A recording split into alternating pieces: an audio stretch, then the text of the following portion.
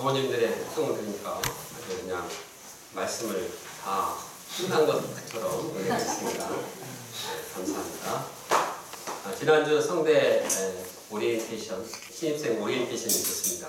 네, 저와 몇 분의 목자님들이 캠퍼스에 올랐습니다. 그런데 프레시맨 가이드들이 동아리 홍보를 하지 못하도록 이렇게 막았습니다. 참 신입생들을 이제 돕고 다가가기도 참 힘든데 어떻게 참 제자를 양성할 수 있을 것인가 마음에 참 이제 근심이 있었습니다. 그러나 오늘 본문을 묵상하면서 큰 힘과 소망을 얻었습니다. 왜냐하면 예수님께서는 그 어두운 시대에 지금보다 훨씬 더 험악한 시대에 새로운 역사를 이루셨기 때문입니다. 예수님은 가장 절망적인 시대에도 소망스러운 역사를 이루어 나가셨습니다. 예수님께서 어떻게 이 소망의 역사, 새 역사를 이루셨는가 본문을 통해서 함께 배워보자 합니다. 그리고 지금도 예수님께서 우리와 함께 이 역사를 이루어 가심을 믿고 우리가 주님의 역사에 동참하기를 간절히 소원합니다. 네. 첫째, 하나님 나라가 가까웠느니라. 요한이 잡힌 후였습니다. 요한이 잡힌 것은 그가 잘못해서가 아닙니다. 오히려 잘못한 그 원인은 헤롯 왕이 있었습니다. 헤롯 왕은 자기 이 동생의 아내를 취했습니다. 아주 음란했습니다. 불의했습니다. 그런데 요한이 그의 음란한 죄를 책망했습니다. 그러면 그는 회개해야 했습니다. 그러나 회개는커녕 오히려 의인 요한을 감옥에 가뒀습니다. 나중에는 그 목을 이제 베어버렸습니다. 참 불의가 판치는 시대입니다. 음란한 시대입니다. 당시 아마 미투 운동을 하고 폭로한 사람이 있었다면 쥐도새도 모르게 그냥 잡아다가 또 이 목을 뱄을지도 모릅니다. 아주 음란한 그러한 이 절망적인 시대였습니다. 정치 지도자뿐만 아니라 이 종교 지도자들 역시 불의했습니다. 그래서 세례 요한을 가두는데 가세했습니다. 정치 지도자 또 종교 지도자들이 모두 다 이렇게 타락한 이 모습은 그 시대에 정말 소망이 없는 어두운 시대임을 보여주고 있습니다.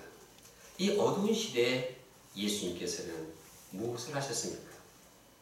예수님께서는 그 어두운 시대에 하나님의 복음을 전파하셨습니다. 하나님의 복음을 전파한 그 근거는 예수님께서 구약의 말씀을 이루기 위해서입니다. 예수님은 그 어두운 시대에 말씀을 생각했고 말씀을 이루고자 하셨습니다. 이사야 9장에 보면 이제 여호와께서는 그 후에 갈릴리를 영화롭게 하셨느니라 이 예언의 말씀을 하셨습니다. 예수님은 그 말씀을 기억하고 갈릴리에 오셨습니다. 그리고 이사야서에서 또 가난한 자에게 복음을 전파하겠다 예언하셨습니다. 예수님은 다른 것보다도 가난한 자에게 돈 많이 버는 비결을 말씀하시지 않고 하나님의 복음을 말씀에 순종해서 감당을 했습니다. 이처럼 예수님도 구약의 말씀을 순종했고 세례 요한도 지난주에 배웠듯이 말씀에 순종해서 이제 새로운 역사를 이루어 나갔습니다. 그러면 우리는 어떻게 하겠습니까? 우리도 주님의 말씀을 기억하고 붙들고 순종함으로써 새 역사를 이뤄나기를 원합니다. 우리가 일할 때 말씀 배운 거 다 까먹고 말씀 따로 일 따로 하지 않기를 원합니다. 무엇을 하든지 항상 말씀을 이루고자 하는 자세를 갖기를 원합니다. 하나님께서는 그러한 말씀을 귀하게 여기고 이루고자 하는 자들을 통해서 새로운 역사를 이루어 나가십니다. 그러면 예수님께서 전하신 구체적인 내용이 무엇입니까? 다 같이 15절을 함께 읽겠습니다. 시작. 때가 찼고 하나님 나라가 가까웠으니 회개하고 복음을 믿으라. 다시 한번 큰 소리로 예수님께서 흔히 갈릴리에서 흔히 말씀을 전하시는 그것을 연상하면서 큰 소리로 한번 읽겠습니다. 시작. 때가 찼고 하나님 나라가 가까웠으니 회개하고 복음을 믿으라. 예수님께서는 하나님 나라가 가까이 왔느니라 선포하셨습니다. 예수님께서 오시기 전에는 하나님 나라가 가깝지가 않았습니다. 이 하나님 나라는 멀리 있었습니다. 하나님 나라 대신에 사단의 통치가 이 땅에서 주를 이루고 있었습니다. 사단의 통치로 인해서 불의와 부정부패가 만연해 있었습니다. 그러나 예수님께서 오심으로 인해서 이 땅에 하나님 나라가 강력하게 임했습니다. 하나님 나라가 임함으로써 이 땅이 어둠에서 빛을 비추게 되었습니다. 절망 속에서 희망이 생기기 시작했습니다. 죽음의 세력에서 생명의 세력이 약동하기 시작했습니다. 사단의 세력은 쫓겨나고 하나님께서 통치하시는 새로운 역사가 이 땅에 펼쳐지게 되었습니다.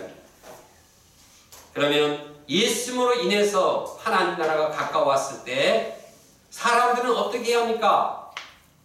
사람들은 회개하고 복음을 믿어야 합니다. 회개하고 복음을 믿는 것만이 하나님 나라를 영접하고 새로운 삶, 새로운 인생을 살 수가 있습니다. 회개가 무엇입니까? 회개는 죄를 참회하고 인생의 방향과 목적을 새롭게 하는 것입니다. 세상을 향해서 있는 마음을 예수님께로, 하나님께로 돌이키는 것을 말합니다. 그리고 동시에 회개하는 동시에 예수 그리스도의 복음을 믿어야 합니다.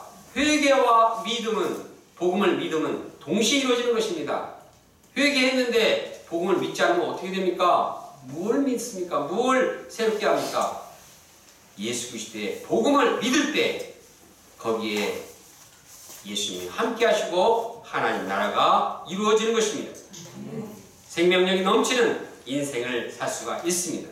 그러므로 나 한 사람으로부터 회개하고 복음을 믿음으로써 하나님 나라가 임하기를 원합니다. 나에게 하나님 나라가 없는데 어떻게 다른 사람에게 하나님 나라를 접할 수 있습니까? 반대로 내가 하나님 나라를 영접하고 내 안에 하나님 나라가 임했는데 어떻게 다른 사람들에게 하나님 나라를 전파하지 않을 수가 있겠습니까? 하나님 나라가 임하면 우리는 그 기쁨과 그 생명력으로 다른 사람들에게 자연히 말씀을 전하게 되는 것입니다. 하나님 나라를 전하고 이제 우리의 심령이 하나님 나라가 나로부터 다른 사람에게 전파되는 것입니다. 나로부터 회개와 믿음의 역사가 시작되고 우리 공동체로부터 회개와 믿음의 역사가 시작되기를 원합니다. 그때 하나님 나라가 나와 가정과 교회와 캠퍼스와 이 민족을 새롭게 할 것입니다. 회개하고 복음을 믿는 그 역사가 100년 전 평양에 있었을 때 그 길선주 목사님의 그 회개가 그 한 사람을 변화시키고 그 교회를 새롭게 하고 또한 민족을 새롭게 하는 역사가 있습니다. 우리가 나 한 사람이 깊이 나의 죄를 회개하고 복음을 믿음으로써 하나님 나라를 이루고 하나님 나라가 확장되기를 간절히 원합니다. 만약에 우리 중에 예수님을 그리스도로 영접하지 못하는 분이 있다면 회개하고 예수 그리스도의 복음을 믿기를 원합니다. 누구든지 예수님을 믿는 자는 하나님 나라를 선물로 주십니다. 예수님께서 오신 목적은 바로 그것입니다. 예수님께 오신 목적은 사람이 회개하고 복음을 믿음으로써 하나님 나라를 영접하고 선물로 하나님 나라를 주기 위해서입니다. 이것은 우리에게 가장 큰 축복이요 은혜입니다. 우리 모두가 예수님을 이 복음을 믿음으로써 하나님 나라의 축복을 감당하는 자들이 원합니다. 한편 우리 신자들도 예수님이 믿었다 할지라도 마음의 믿음을 잃을 때가 있습니다. 정욕과 세상 욕심과 또 근심과 걱정, 또 시기와 미움, 이런 죄의 유혹을 받으면 복음에 대한 믿음이 사라지고 하나님 나라가 마음에 사라지게 됩니다. 어떻게 합니까? 회개하고 다시 복음을 믿고 그 안에 하나님 나라를 임하도록 해야 합니다. 저는 바쁘고 일저일 하다가 지칠 때가 있습니다. 또 할 일은 많고 마음이 분주할 때가 있습니다. 그러면은 막 일에 바빠서 뭐 여러 가지 막 동분서주하다 보면은 정말 믿음을 잃고 하나님 나라가 사라진 듯한 이러한 현상이 일어나기도 합니다. 어떻게 합니까? 다시 회개하고 복음을 믿고 영접해야 합니다. 그때 하나님 나라가 임하게 되는 것입니다. 우리가 항상 예수 그리스도의 복음을 잃지 말고 하나님 이 나라가 우리가 항상 함께하기를 간절히 원합니다. 또 복음을 잃어버릴 때는 언제든지 회개하고 복음을 다시 영접함으로 우리 안에 하나님 나라가 충만하기를 원합니다. 날씨가 참 따뜻해지고 다니기가 참 좋아졌습니다. 긴 겨울이 지나갔는데 이제 우리 마음에도 정말 하나님 나라가 충만히 임하는 봄학기가 되기를 간절히 원합니다. 둘째, 사람을 낚는 어부가 되게 하리라. 예수님께서 하나님 나라를 전파하는 동시에 하신 일이 있었습니다. 그것은 소수의 사람들을 부르신 일이었습니다. 예수님께서는 갈릴리를 지나가시다가 이제 시몬과 그 형제 안드레를 부르셨습니다. 또 이제 야고보와 요한을 부르셨습니다. 예수님께서 이제 그들을 부르시고 그들에게 이 삶의 방향을 말씀해 주셨습니다. 다 같이 17절 말씀을 함께 읽어보겠습니다. 시작. 예수께서 가라사대 나를 따라오라. 내가 너희로 사람을 낚는 어부가 되게 하리라 하시니, 예수님은 그들을 사람을 낚는 어부가 되도록 말씀하셨습니다. 사람을 낚는 어부가 누구입니까? 사람을 낚는다는 것은 죄의 바다에서 허우적허우적거리는 사람을 이제 낚아서 이제 살려서 구원하는 것을 전문적으로 하는 자입니다. 본문의 이 문맥을 연결시켜 보면 사랑하는 어부라는 것은 회개시키고 복음을 믿게 함으로써 하나님 나라가 임하도록 돕는 자를 말합니다. 그런데 이러한 사람 낚는 그 어부로서의 가장 완벽한 모델은 예수님이십니다. 그래서 예수님은 사람 낚는 어부가 되게라 말씀하시고 그 전에 나를 따라오너라 자신있게 말씀하셨습니다. 나를 따라오면 너희가 사람을 낚는 어부가 될 것이라고 말씀하고 있습니다. 나를 따라오라. 예수님을 따라오라. 예수님의 마음, 예수님의 인격, 예수님의 말씀, 예수님의 생애, 예수님의 행동, 예수님의 모든 것을 따르는 자가 사람을 낚는 어부가 되는 것입니다. 그래서 사람 낚는 어부로서 어부가 되면 예수님이 세상을 떠나신 후에도 예수님 대신에 하나님 나라의 복음을 전파하며 이 리틀 지저스로서 이 땅에 계속해서 생명 살리고 하나님 나라를 이루는 역사에 쓰임받게 되는 것입니다. 이것이 예수님께서 그들을 부르신 목적이요 소망입니다. 예수님은 처음 사역을 시작할 때부터 제자들을 부르시고 그들을 자기를 따르게 함으로써 제2의 예수, 제3의 예수로서 그들이 자기를 대신해서 복음의 역사를 이루시기를 원하셨습니다. 사람을 낚는 인생이야말로 가장 위대한 인생입니다. 영생을 주고 그의 삶을 변화시키고 그의 삶에 새로운 소망을 준 이 인생인 사람 낚는 어부의 인생이야말로 우리 모든 사람이 소망해야 할 이 인생의 방향인 것입니다. 지금도 예수님의 방향은 동일합니다. 예수님께서는 우리 한 사람 한 사람을 부르시고 사랑 나누는 법으로 살기를 원하십니다. 나를 따라오라고 말씀하십니다. 우리 각 사람이 예수님을 따라가면은 우리는 사랑 나누는 어부가 되는 것입니다. 우리 각자를 부르시는 예수님의 음성을 영접하기를 원합니다.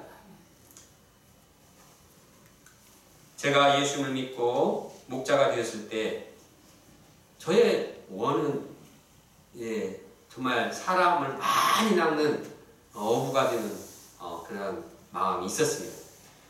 그래서 사람들에게 인정도 받고 칭찬도 받고 싶었습니다. 요셉 목자는 저렇게 많은 양들을 좀 제재양성을 해서 이렇게 칭찬을 받기를 원했습니다. 그것이 나쁜 일이 아닙니다. 좋은 일입니다. 문제는 사람을 많이 낚는 어부가 되기를 원하지만 예수님을 따르는 데는 이제 마음을 집중하지 못하는 것입니다.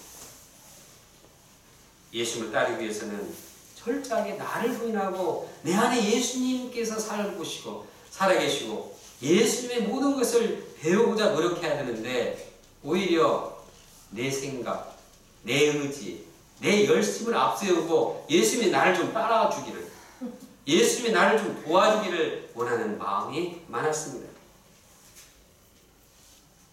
예수님께서 내 소원, 내 목표를 이루기 위해서 좀 나를 지원해 주셨으면 하는 그러면 내가 양을 많이 치고 사람을 많이 낚을 텐데 이런 생각을 했습니다.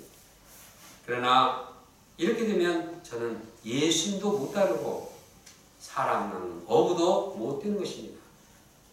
설사 많은 양들이 생겼다 할지라도 그 역사는 예수님의 역사가 되지 못합니다. 왜? 예수님을 따르지 못했기 때문에 그 양들은 예수님의 제자가 되지 못한 것입니다. 그러므로 우리가 먼저 사람 나는 어부로서의 분명한 방향을 잡는 우리는 예수님을 집중적으로 따르고자 하는 분명한 방향을 잡아야 하겠습니다. 요즘 저는 젊은이들을 참 갭을 많이 느낍니다. 언어 소통도 어려움이 있고 참 소통을 잘해야 되는데 그들이 말하는 이 신조어도 잘 모르겠고 그들이 생각하는 사고방식도 참 잘 모르고 문화의 차이도 있고 어려움이 있습니다. 이때 어떻게 이 젊은이들 낳는 어부가 될 수 있겠습니까? 유일한 길은 말씀에 있습니다. 예수님을 따라오라. 예수님을 따라서 예수님의 가시는 길을 갈 때 예수님께서 친히 저를 젊은이들의 목자가 되게 하실 것입니다. 예수님의 따를 때 특히 마가복음을 통해서 제가 따르고자 하는 예수님은 마가복음에서 강조하는 정말 고난의 예수님, 죽임당하신 예수님입니다. 마가복음에서 강조한 예수님은 겸손하게 낮아져서 자기를 낮추고 자기를 이제 섬김의 종으로서 모든 사람의 대성물로 자기를 희생하는 예수님입니다. 이 예수님을 제가 깊이 배우고 따르기 원합니다. 그래서 예수님께서 저를 젊은이들을 낚는 어부가 되게 하시기를 간절히 소원합니다. 셋째, 권위 있는 새 교훈이로다. 예수님 일행은 가버나움에 들어가셨습니다. 거기에 회당에 들어가셔서 말씀을 전하셨습니다. 회당은 이제 유대인들이 모여서 말씀도 공부하고 예배도 드리는 장소였습니다.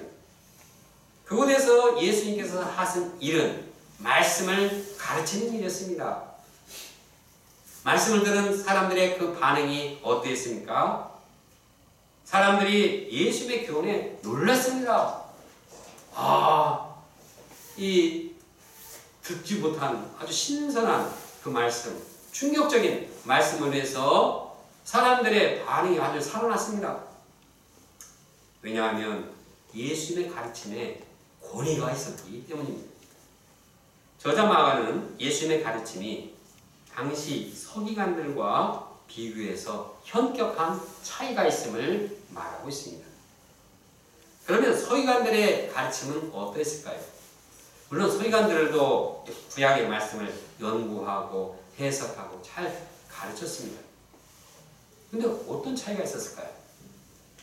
서기관들은 하나님의 말씀을 문자적으로 하라 하지 말라 이걸 잘 구분해가지고 하라 하지 말라 하지 말라 이런 걸 참 이렇게 해가지고 계속 이 백성들에게 이 짐을 주었습니다. 자기도 지키지 못하는 율법을 백성들에게 하라고 강요하니까 백성들은 말씀 들으면 아주 짓눌리고 스트레스가 쌓였습니다.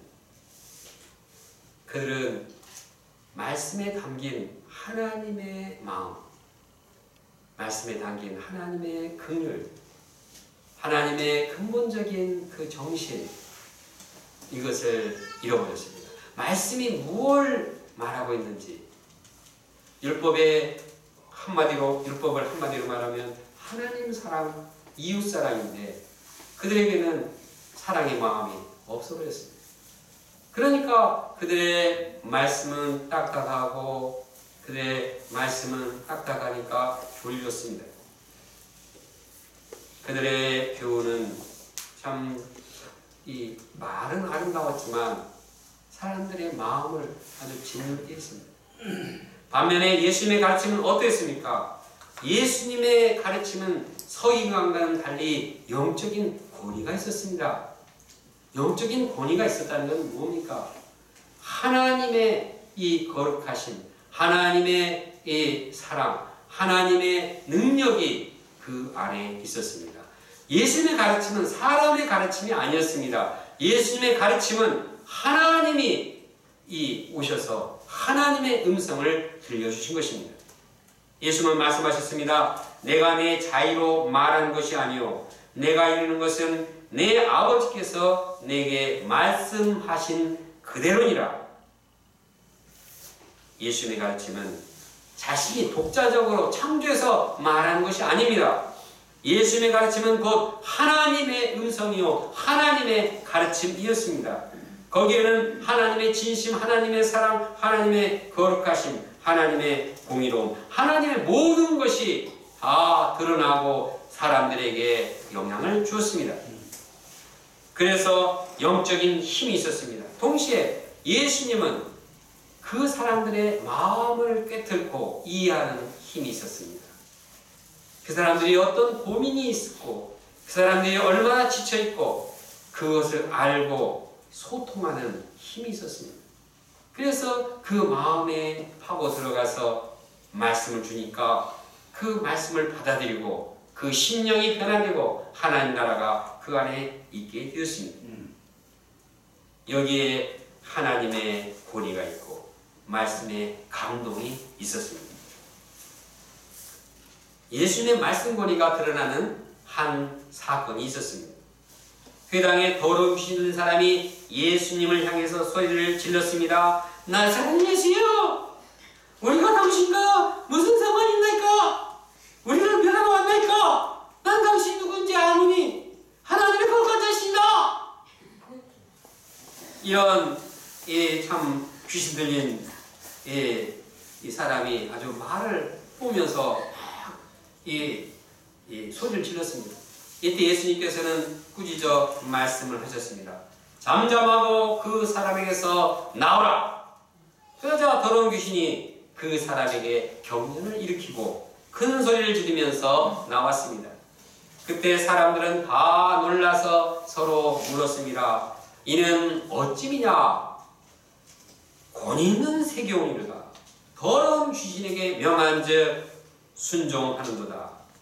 예수님의 말씀 권세가 한 영혼에게 나타나서 그 영혼이 귀신으로부터 자유하게 되었습니다. 그래서 그 말씀 권세로 인한 예수님의 소문이 갈릴리 사방에 쫙 퍼졌습니다. 이와 같이 예수님께서 복음 역사를 강력하게 추진하는 힘은 말씀의 권세에 있었습니다. 우리가 예수님처럼 말씀 권위를 덧입고 힘차게 복음 역사를 감당하기를 원합니다. 이를 위해서 우리가 해야 할 일이 무엇입니까? 우리가 똑같이 1대1 말씀을 하더라도 그냥 오늘 1대1 말씀 공부 시간이 됐으니까 하지 말고 정말 간절히 기도하고 그 영혼을 위해서 기도하고 또 내 자신이 영적으로 참 이제 이 힘을 덧입고 내 심령을 정말 성령으로 충만하도록 기도해야겠습니다. 그때 내 마음에서 성령이 충만해질 때 말씀의 권세가 드러나는 것입니다. 기도할 때 말씀을 준비하며 사람들의 마음을 파고드는 그러한 이 악령의 세력을 물리칠 수 있습니다. 죄의 세력을 이제 물리치는 말씀 권세가 기도를 통해서 생기게 됩니다. 동시에 기도를 열심히 했는데 말씀을 잘 모르면 어떻게 됩니까? 무슨 말을 전해야 할지 모른다면 이것도 문제입니다. 말씀을 잘 파악해야 합니다.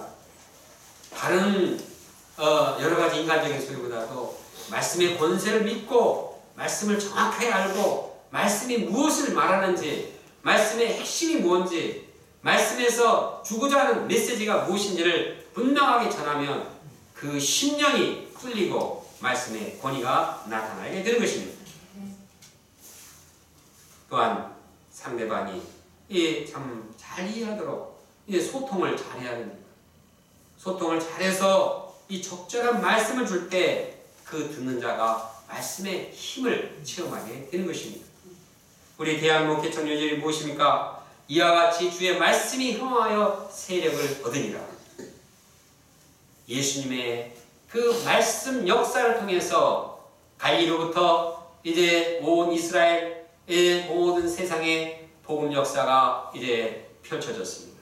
사도 바울을 통해서 말씀 역사가 일어날 때, 말씀의 권세가 살아날 때 이제 이 흥왕한 세력을 잊게 되었습니다. 우리도 말씀 권세를 던지고서 말씀을 전함으로써 말씀 권세가 흥왕하여서 세력을 얻기를 원합니다. 복음을 정리합니다. 불의한 시대의 예수님은 하나님의 복음을 전했습니다. 회개하고 복음을 믿게 함으로써 사람들에게 하나님 나라가 임하게 했습니다. 동시에 예수님은 몇 사람을 제자로 부르셔서 그들이 예수님을 따르게 함으로써 그들도 하나님 나라의 복음 역사를 함께 감당하는 동역자들로 세웠습니다. 권위 있는 말씀을 전파함으로써 사람들을 새롭게 하고 세상을 새롭게 해 나갔습니다. 우리가 예수님을 따르는 제자가 되고 권세 있는 말씀을 전함으로써 이 땅에 하나님 나라를 건설해 나가기를 간절히 소원합니다. 네. 다 같이 17절 말씀을 함께 읽겠습니다. 시작. 예수께서 이르시되 나를 따라오라 내가 너희로 사람을 낚는 어부가 되게 하리라 하시니 기도하겠습니다. 감사하신 하나님 아버지